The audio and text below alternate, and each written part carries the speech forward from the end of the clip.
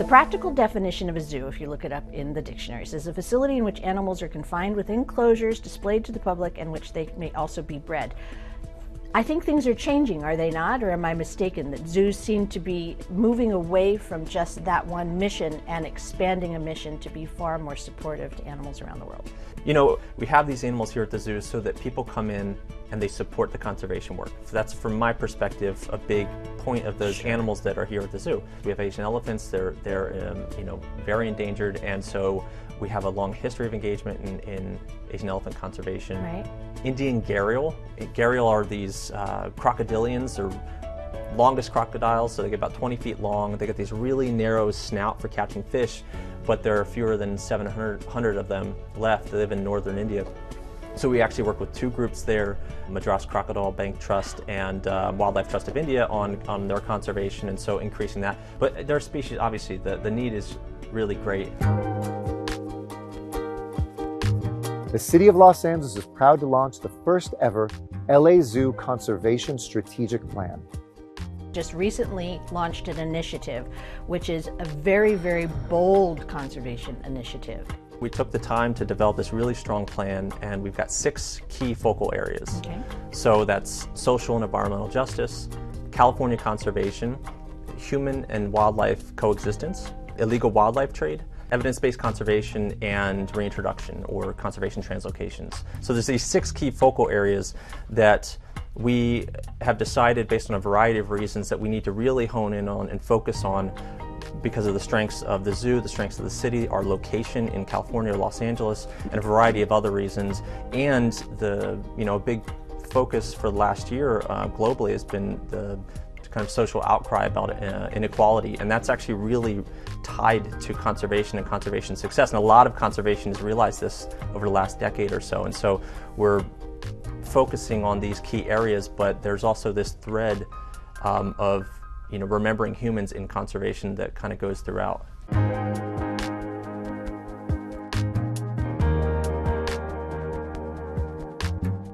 So let's pull all this back to LA. How is that going to impact this region and what people benefit from here with the LA Zoo? I'm most excited about our commitment to California conservation because there's so much to do and so many great partners to help bring together. And so the first key initiative on this is called the Griffith Park Conservation Consortium. There are already a lot of great groups working in Griffith Park on its conservation or engagement with local communities and nature. What we want to do is help to bring that together into a single, really well-designed structure so that over time we can say, okay, who's doing what?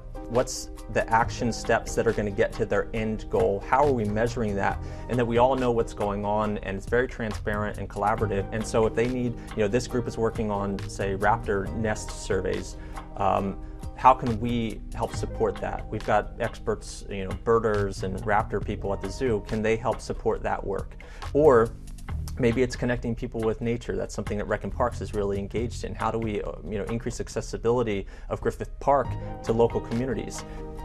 How long is this initiative scheduled for? This is a 5-year plan, so 2021 to 2026. And that's just Okay. starting. And part of the plan is we've focused on California conservation, and especially Los Angeles, is to make people aware that this is something that we're doing, that we have the capacity to do it if they partner with us. I'm hoping that we can change the perception of the zoo, if people really understand the conservation value of the zoo, both to them and future generations and globally, so that the next 5-year period we can do even more ambitious things. A lot of people do know about the California condor and the fact that it was a success story, but I had no idea about some of the other things that you're mentioning right now. I would imagine as part of what you're trying to do is not just necessarily do it, offer it, and have people involved, but to let people know that it's happening. People might have an understanding of California condors and their recovery in some way, but they might not know this really integral role that the zoo has played in it. Every year we breed several individuals, you know, it ranges maybe 5 to 10 individuals every year, and then release them out into the wild. And so you had 0 condors in the wild in the late 1980s, and now you've got, you know, over 300. which is, it's really remarkable. And the funny thing for me is that I'd speak to somebody at a conference in China or a conference in, you know, Southeast Asia or something, saying like, oh yes, I work at the LA Zoo, and they know the Condor program. And I'll talk to people in Los Angeles and they have no idea that the LA Zoo was even a part of that, which is pretty amazing to me. And for me, it's kind of sad because like this is part of your legacy too. You're, as an Angelino, this is your legacy of your zoo saving a species from extinction, and it's not the only one.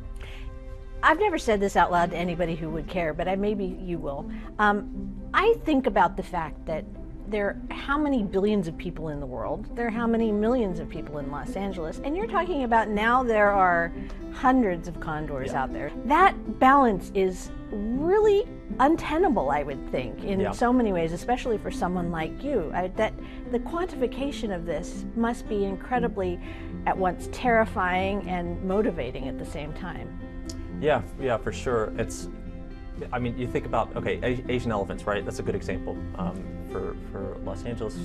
And there are roughly 40,000, somewhere between 20,000 and 50,000 Asian elephants that exist in the wild in these 13 different range countries that they live in.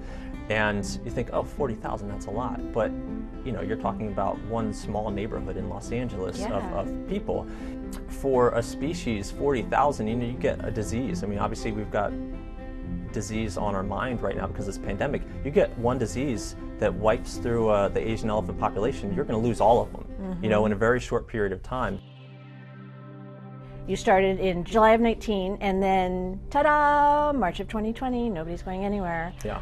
Plus the fact that animals can get COVID. So how did the animals at the zoo fare, and how are we looking on the other side of this, if we are on the other side of this, slightly walking out, and what can people experience now? So, fortunately, we have a really fantastic animal health and animal care team. Obviously, we shut down for most of last year. Some of the animals, they really missed people. It's very interesting. There's one Andean condor called Lead Bottom, and every time that I'd walk past his enclosure, I'd say hi. He'd hop over and do his mating display. And he doesn't do that now when people are back, and he doesn't do that, you know, didn't do that before. No, he's done it to a lot of people, and it was just, he was like, oh, sweet, a person, you know, this is really great. Other animals didn't seem to care, you know, that much. Now that we've reopened, obviously the zoo is open for visitors, and they can come and enjoy everything the zoo has to offer.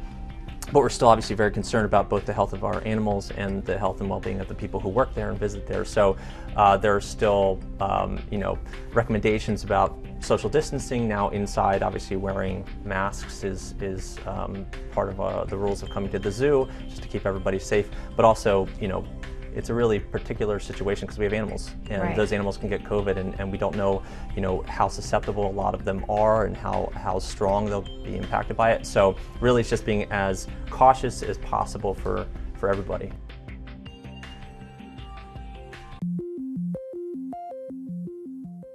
People interacting with animals in the wild. You're talking about bears, you're talking about even moving elephants, but we do have wild animals here in Los Angeles because of a number of reasons. They make it close to residential areas. If in fact you see an animal, what's the worst thing you can do? The worst thing you can do is go to approach it. Animals, for the most part, in a good setting, they have no interest in interacting with a human. It's often that there's some bad setting, whether that's they don't have the resources that they need, they can't find the food that they need because, you know, the habitat's not there. And so, for example, a big one that I talk with people a lot about is coyotes. You see coyotes all the time now in Los Angeles. I walk my dog, I've seen coyotes plenty of times, and I've never had a negative interaction with a coyote. There's almost no recorded attacks of coyotes on people. It's almost always dogs or something like that. So the best thing you can do is pick your dog up and leave. Make a lot of noise. There was a good example last year of a guy getting chased by a mountain lion. And it was a mountain lion that had cubs, and she was trying to scare him out, and he made a lot of noise and kept his eyes on her and moved away for a few miles, and eventually she left. So that's the best you can do. Leave them alone. You know, don't interact, don't feed them. That's definitely a no-no. And you know, be respectful and keep your distance. All right. Well, people want to get more information about all of the things that you're doing at the zoo in this conservation initiative. How can they find out? If you go to lazoo.org, you can go there, see the plan. You can also sign up to give your email and name just in case you are interested in joining our initiative. So if we've got a cleanup event or a restoration event with a partnership, you can actually join in on those.